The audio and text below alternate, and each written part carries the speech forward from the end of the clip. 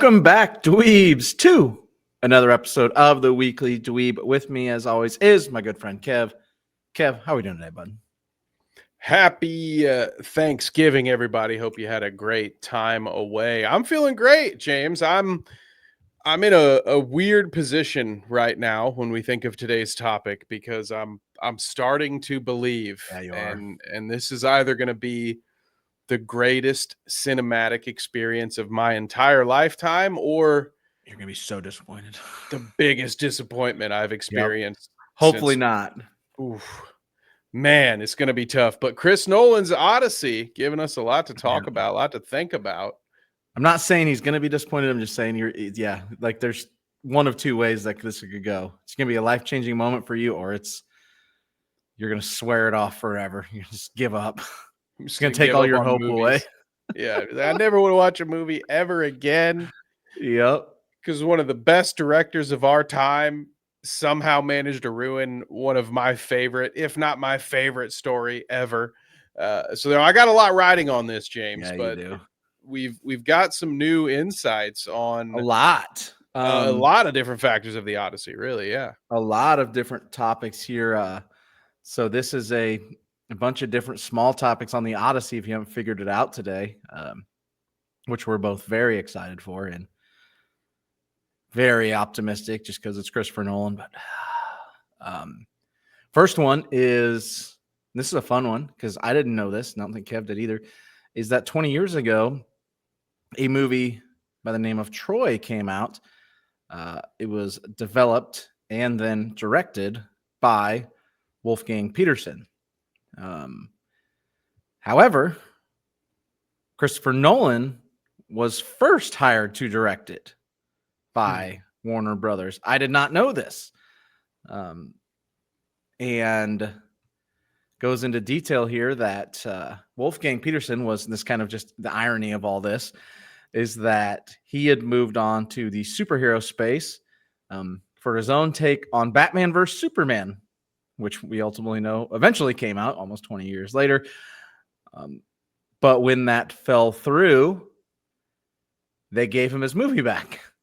Pulled Nolan off it, gave him his movie back. Nolan was coming off the success of Memento and Insomnia. Memento is fantastic, by the way.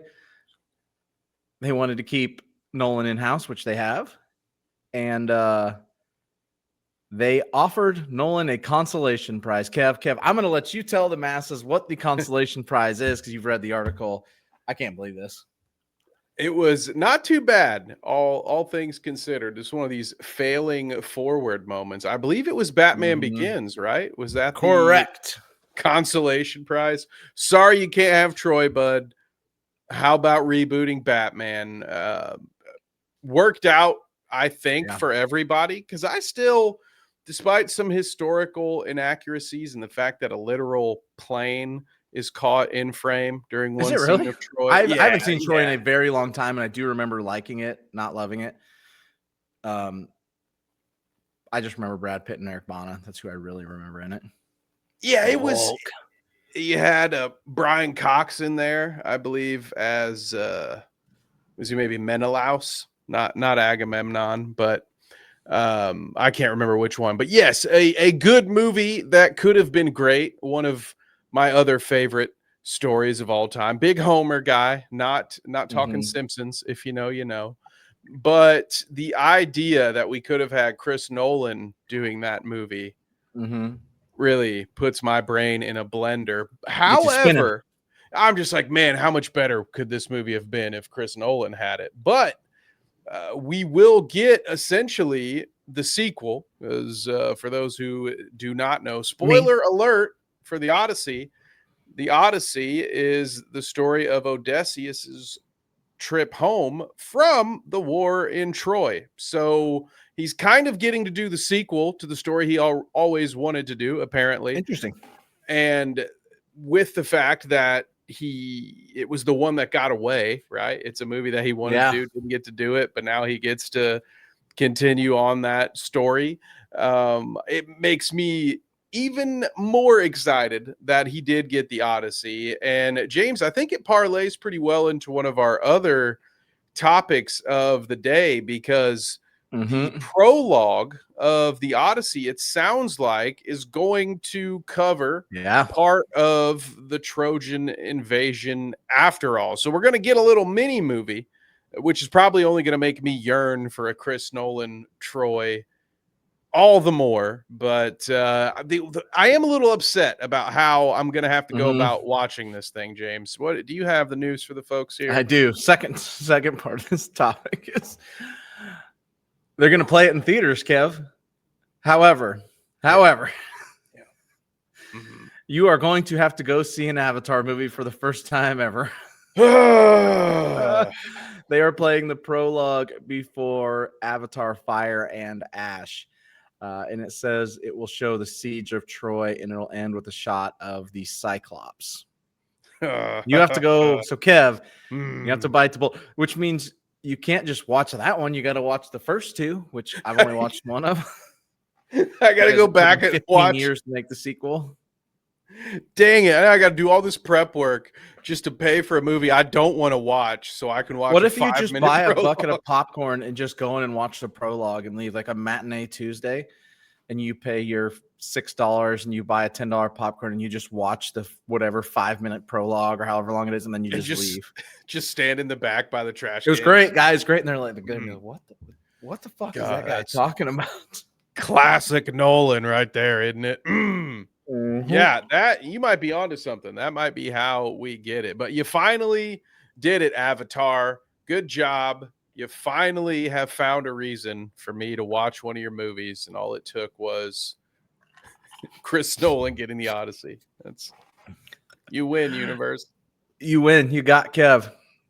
You got Kev. And the Cyclops leads me into the next part, which is Adam Wright, who is known for Frankenweenie, Corpse Bride, The Legend of Ochi, Mr. Fantastic Fox, etc., was deeply involved in Christopher Nolan's Odyssey. He's an expert in animatronics and practical effects. Let's go with that. I'm going to clap that one out, which obviously suggests that there is going to be a lot of practical effects, which we love. This is a pro practical effects show, channel, everything. So the possibility that we're going to see, spoiler alert for the Odyssey, which I don't even know. I'm just reading off this article. So if this ruins it for you, you should stop right now. It's going to show these mythological beings such as the sirens, Cyclops, appear as actual creations and not just CGI. Which when you're creating stuff like that, like I don't hate CGI, I understand like there's very limitations, but the thought of full animatronics is awesome. I'm here for it. Absolutely. Those are one of the many reasons why a nerd like me gets excited when you hear, oh, Christopher Nolan's doing the Odyssey. Yep. Okay, we might have a chance. All right. This might actually be good. Sounds cool. Because there are so many opportunities in a story like this where CGI would come to the mind, especially in those two listed examples, like the Cyclops because he's huge, he's a giant, and the sirens because there's so many of them, and it's out in the sea. So it's sort of like, that's the picture here. I see. Yeah, let's do this in the computer. Like, why would we want to go out there? But we're talking about a guy who, I mean, we know all the things he did just for the Batman movies that were real, you know, flying with broken planes, you know, hanging around filming. He's the guy that did Interstellar, bought a plot of land, planted corn on it, and you're not a farmer. He planted a lot of corn. It was expensive, just so they could drive a truck through it. And it's a beautiful scene, but every time I see the scene as someone that grew up on a farm, I'm like, Jesus Christ. Like, I can't believe did all that. Did that just so you could drive a truck through it. But like, shout out, like, that's what he cares about, and we're here for it. We want this is the type of shit we want. We are here for this. It makes me even more excited to know that there's going to be animatronics and everything, because you know it's going to look good at this point. Like, I think you're either in or you're out with Chris Nolan. But I think if you have enjoyed most of his work, you're like, I got some faith here. All right. Yeah. If in other situations I hear an animatronic Cyclops and my collar gets a little tight, James. But I think I would he's agree. the guy. If Zack Snyder's using the animatronic Cyclops, I'm going. Ooh, brother. Plus, Adam Wright was his name, correct? The Fantastic Mr. Fox. Yeah. Underappreciated film. Yeah, it's a I good love movie. that Good movie. Then the last little piece we have on the Odyssey is Matt Damon talking to his brother Ben Affleck, their bromance. When talking about the Odyssey, and I quote, "When I got home, Ben Affleck was asking me about it, and I said, every location on this movie would have been the toughest location on any film I've ever done, and every day of shooting would have been the toughest day of shooting on any other movie I've done," end quote. So either A, Matt Damon has never filmed a physically tough role in his life, or this movie's fucking a beast.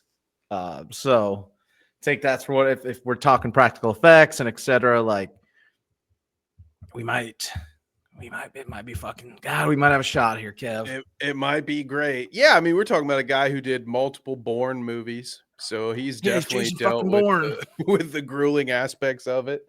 And I'm sure, knowing Nolan, he went on site as often as possible, so that probably meant a lot of travel and going back to the lands where these stories originated from, and probably a lot of hills to climb, a lot of stuff to do outside. I'm thrilled to hear that this is the toughest movie that Matt Damon ever had to go through, because it's Matt Damon, dude. He's done damn near everything. Damon, so you're like, all right, so he put him to work. The other part I find to be hilarious about this, just a little tangent, was on Twitter. Everybody had the opposite reaction to this, James. Their first response was, wait, so Matt Damon gets home and Ben Affleck's waiting there to ask him questions? Where have you been? They took the bromance too far on Twitter. It was hilarious. Just thinking. I was just looking at some of the comments. I'm like, oh yeah, that definitely went somewhere else. Matt Damon coming home to his long lost Ben Affleck. Oh, darling, tell me about the Odyssey. How was it? Oh my God. Good Lord. Oh boy. Yeah, we're excited for this movie. And there's people in this movie I just forget are in it. So obviously we know Matt Damon's the star. It also has Tom Holland, who we think is just going to look like, we're never going to get over that he looks like Spider-Man. I accidentally, I was at home this weekend and the Uncharted movie was playing and he's in it. And I'm like, why doesn't he just use his webs? And I'm like, oh, this isn't Spider-Man. This is a different movie. And I'm like, ooh, that's bad for him and his future, because I can't stop seeing that. We also know it as John Bernthal, but I forgot about these people. Anne Hathaway, Zendaya, Lupita Nyong'o, Robert Pattinson, Charlize Theron. I'm like, fuck, I forgot. I'm like, good Lord. Some great names in there. And then somehow they mixed in Tom Holland. Who is the one you just said right after Tom Holland? John Bernthal, the Punisher. Speaking of somebody that literally has one role, and God bless him, I love him for it. I don't ever take that the wrong way, John, if you ever see this.